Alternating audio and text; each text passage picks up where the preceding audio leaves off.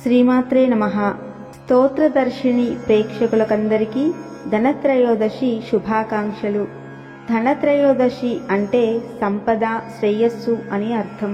హిందూ పురాణాల్లో చాంద్రమానాన్ని అనుసరించి ఆశ్వయుజ మాసంలోని శుక్లపక్ష త్రయోదశికి ధనత్రయోదశి అని పేరు. ధనత్రయోదశిని ఎందుకు జరుపుకుంటాము? దాని వెనుక ఉన్న పురాణ కథ ఏమిటి? ధనత్రయోదశి విశిష్టతల గురించి ఇప్పుడు తెలుసుకుందాం. ధనానికి అధిదేవత శ్రీ మహాలక్ష్మి. ధనానికి అధినాయకుడు ఉత్తర దిక్పాలకుడైన కుబేరుడు. అందుకే ధనత్రయోదశి నాడు శ్రీ మహాలక్ష్మితో పాటు కుబేరుడిని కూడా ఆరాధిస్తారు. ఈ ధనత్రయోదశి పురాణ కథ చూద్దాం. దేవతలు, దానవులు అమృతం కోసం క్షీరసాగరం చిలుకుతున్న సమయంలో పాలసముద్రం నుండి శ్రీ మహాలక్ష్మి జన్మించింది. అంతేకాదు, సంపదలను ప్రసాదించే కల్పవృక్షం కామధేనువు ఆమె. దేవవైద్యుడు ధన్వంతరి కూడా శ్రీ మహాలక్ష్మితో పాటే జన్మించారు. వారు జన్మించిన రోజే ధనత్రయోదశిగా జరుపుకుంటాము. ఎంత చదువు చదివినా, ఎన్ని తెలివితేటలు ఉన్నా శ్రీ మహాలక్ష్మి అనుగ్రహం లేకపోతే జీవితం శూన్యం. అందుకే సర్వ సంపద ప్రదాయిని అయిన శ్రీ మహాలక్ష్మి అనుగ్రహం కోసం సర్వ మానవాళి ఈ రోజున శ్రీ మహాలక్ష్మిని ఎంతో భక్తి శ్రద్ధలతో పూజించి ఆమె ఆశీస్సులు అందుకుంటారు. ఈ పర్వదినాన వెండి లేదా బంగారం లక్ష్మీదేవి పటం వద్ద ఉంచి పూజిస్తే మంచి ఫలితాలుంటాయని ప్రతీతి. ఈరోజు యమదీప ఉత్సవం కూడా చేస్తారు. ఈ రోజున యమరాజును సంతోషపరిచే ఉద్దేశంతో ప్రదోషకాలంలో దీపాలను వెలిగించడం పరంపర. యమదీపమును వెలిగించడం ద్వారా అకాల మరణం నుండి రక్షణ పొందుతారని నమ్ముతారు. మహాలక్ష్మి పూజ. లక్ష్మీదేవిని ఆసీనం చేసి సంపూర్ణ భక్తితో పూజిస్తారు. శ్రీ విష్ణుమూర్తిని కూడా పూజించడం ద్వారా సంపూర్ణమైన ఆశీర్వాదాలను పొందుతారు. ఇంటి ఎదురుగా నూనె దీపం వెలిగించి యమరాజుని పూజిస్తారు. ఇది కుటుంబాన్ని రక్షించేందుకు అత్యంత మంగళకరం. ధనత్రయోదశి రోజు లక్ష్మీ పూజను ఆచరించడం వలన సంపద పెరుగుతుందని, ఆర్థిక ఇబ్బందులు తొలగుతాయని నమ్ముతారు. యమదీపం వేడుక ద్వారా కుటుంబ సభ్యుల ఆరోగ్యం కాపాడబడుతుందని భావిస్తారు. ఇది కేవలం ఆర్థిక సంపదనే కాకుండా సాంస్కృతిక, ధార్మిక విలువలతో కూడిన పర్వదినం. ధనత్రయోదశిని నమ్మకంతో, భక్తితో ఆచరించడం ద్వారా కేవలం ధనమే కాకుండా జీవన శ్రేయస్సు కూడా కలుగుతుంది. దీపావళి ఉత్సవాలు ఈ పర్వదినంతో ప్రారంభమై వెలుగుల ద్వారా మన జీవితం ఆనందంతో నిండిపోవాలని ఈ పర్వదినం చెబుతుంది. ధనత్రయోదశి కథ తెలుసుకుందాం. పూర్వం హిమాలయ పర్వతాల అడుగున హిమ అనే రాజు పరిపాలించే ఒక సంపన్న రాజ్యం ఉండేది. ఆయనకు ఒక అద్భుతమైన రాకుమారుడు. రాకుమారుడు అత్యంత తెలివైనవాడు, సాహసవంతుడు మరియు దయాళుడు. కానీ రాకుమారుడి జాతకం చూసిన జ్యోతిషులు అతనికి వివాహం జరిగిన 4 రోజుల్లోనే మరణం తప్పదని విచారకరమైన వార్త చెప్పారు. ఈ విషయం తెలిసి రాజకుటుంబం మొత్తం విషాదంలో మునిగిపోయింది. అయినప్పటికీ ఒక అందమైన రాకుమారి రాజకుమారుణ్ణి ప్రేమించి వివాహం చేసుకుంది.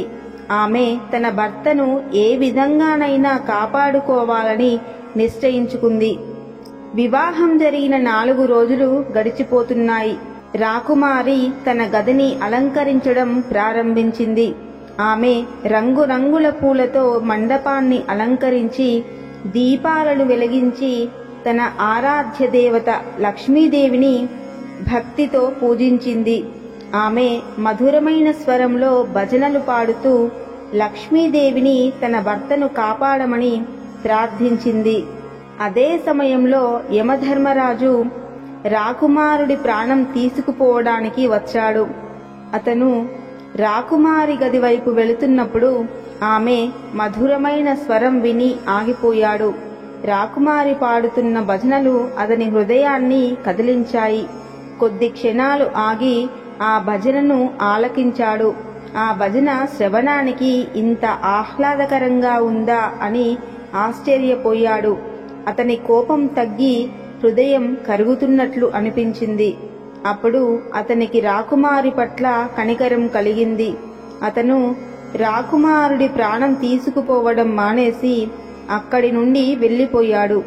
తెల్లవారుతుండగా రాకుమారి తన భర్త పక్కన నిద్రిస్తున్నది. ఆమె ఆనందంతో కళ్ళు మూసింది. ఆ రోజు నుండి ప్రజలు యమధర్మరాజును ప్రసన్నం చేసుకోవడానికి మరియు అపమృత్యువును నివారించడానికి ధనత్రయోదశి రోజున దీపాలు వెలిగించే సాంప్రదాయాన్ని ప్రారంభించారు. ఆశ్వయుజ బహుళ త్రయోదశి రోజున నువ్వుల నూనెతో దీపం వెలిగించడం ఆచారంగా మారింది. ఈ దీపాన్ని యమదీపం అని పిలుస్తారు. ఈరోజు లక్ష్మీదేవిని పూజించేటప్పుడు బిల్వపత్రాలతో జాజిపూలతో అలంకరించి పూజిస్తారు. వివిధ రకాల పిండి వంటలను నైవేద్యంగా సమర్పిస్తారు. ధూప దీపాలను వెలిగించి పూజా వాతావరణాన్ని పవిత్రం చేస్తారు. శ్రీ సూక్తం, లీలా సూక్తం పారాయణం చేస్తూ లక్ష్మీదేవిని ఆరాధిస్తారు. లక్ష్మీదేవి మరియు కుబేరుడి అష్టోత్తర శతనామాలను జపించడం, హారతి ఇవ్వడం, ప్రదక్షిణలు చేయడం వంటివి కూడా చేస్తారు.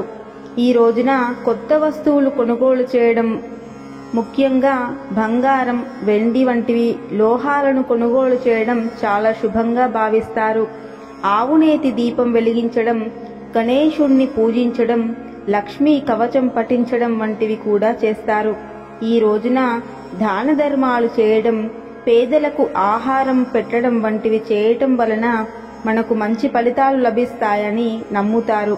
ఈ రోజున ఆయుర్వేద మందులను గుర్తు చేసుకోవడం కూడా ముఖ్యం. ధన్వంతరి దేవుడు ఆయుర్వేదానికి ఆధార స్తంభం కాబట్టి ఆయనను స్మరించుకోవడం వలన ఆరోగ్యం మెరుగుపడుతుందని నమ్ముతారు. ఈ రోజున కొనుగోలు చేసిన కొత్త వస్తువులు మన ఇంట్లో శుభాన్ని ప్రసరిస్తాయని భావిస్తారు. అంతేకాకుండా ఈ రోజున చేసిన శుభకార్యాలు మన జీవితంలో సకల కళ్యాణాలకు దారితీస్తాయి.